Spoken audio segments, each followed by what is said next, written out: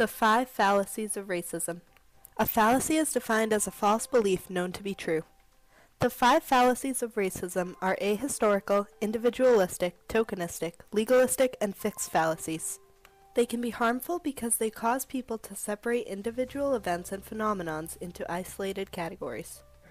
I don't get this news report. It's not like black people are the only ones who don't get health care. The healthcare system doesn't discriminate. How could it? Actually, Bob, I don't think that's necessarily true. By saying that a company or structure cannot discriminate or be racist, you are perpetuating the individualistic fallacy of racism. The individualistic fallacy is believing that racism is interpersonal, or on an individual basis, rather than a systematic, structural, or cultural problem. Although there are many people in the world who are racist, the most profound racism is perpetuated through structural or systematic oppression. There are many examples of discriminatory treatment or policies against minorities that come from institutions. A group of police officers treating someone with racial bias would be a case of institutional racism, since they represent the law enforcement institution. People can be individually racist, but that is just a small part of racism as a whole. The ahistorical fallacy concerns the belief that the historical acts of yesteryear have no effect on the present day.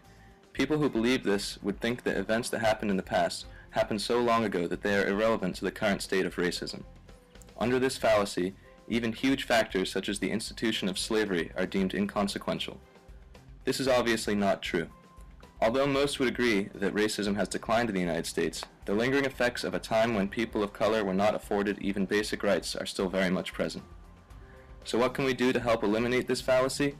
First off, it is important to accept the relevance of past events. Once this has been done, you can use the lessons learned to make the changes that were necessary to alleviate the effects of racism. We will now talk about tokenistic fallacy. What makes tokenism a fallacy is that people will see people of color and high-ranking prestigious professions and think that there is no longer racism in society. Today, these black success stories actually reinforce the logic of the prevailing caste system, the superficially colorblind logic that it's their fault they're at the bottom. And if they only tried harder, they could be President Obama. And that simply isn't the case. The election of Obama gives the impression that there is no longer racism in America. However, millions of members of subordinate groups are still being marginalized and discriminated against in the workforce and are not able to work their way up the social class structure. When people of white color see a small amount of African Americans in specialized job positions, they will think that it is the individual's fault for the rest of the millions of members of subordinate groups for not being successful, and will fail to see the systematic ways in which classism and culture oppresses these members of these subordinate groups. Tokenism is a fallacy because it helps to perpetuate racism by marginalizing members of subordinate groups just because a few out of a million are able to get prestigious jobs, thus undermining the systematic ways in which the social class structure oppresses these subordinate groups. One of the 5 fallacies of racism is the legalistic fallacy. People who enforce this fallacy believe that by abolishing racist laws and/or establishing new anti-racist legislation, people will then withhold from being racist.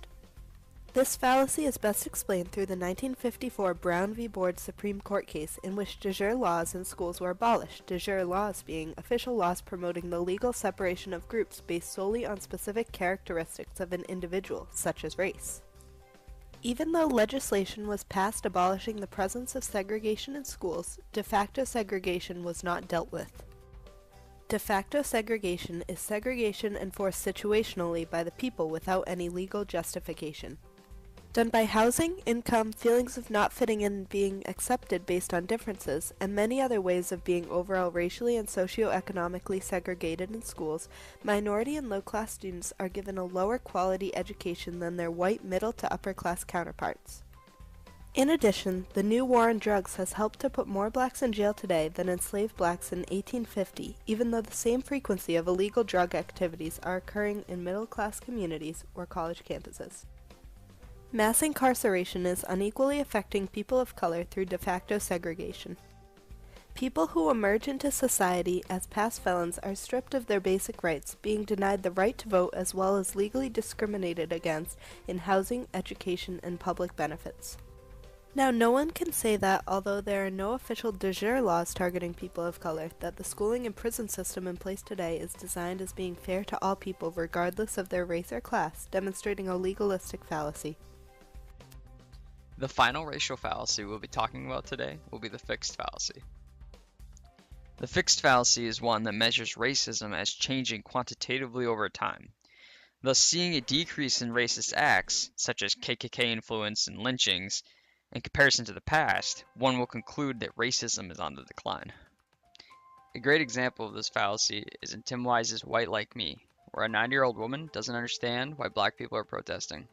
Oh, I'm 90 years old, and I just wanted to ask the colored man, why don't colored people, instead of saying what we did to them, why don't they say what we did for them? They talk about the slavery, but since then they have given welfare, free medicine, free everything. The issue with this fallacy is that it assumes that a decrease in the effects of racism are a decrease in racism itself. One example of how this fallacy is dangerous is that it can lead to white estrangement, where people believe that equality already exists and giving anything more will come at a direct cost to them. They were using those buzzwords that I don't think people realize all the time, like real Americans, or Give Me Back My America was one of the songs, or Take Back America. It's like, what do you mean by that? Well, when you stand up and you wax nostalgic and say things like, I want the country that the founders envisioned, when the country the founders envisioned was a formal system of white supremacy, excuse me if I find it a little hard to think that race is not perhaps playing a pretty big role.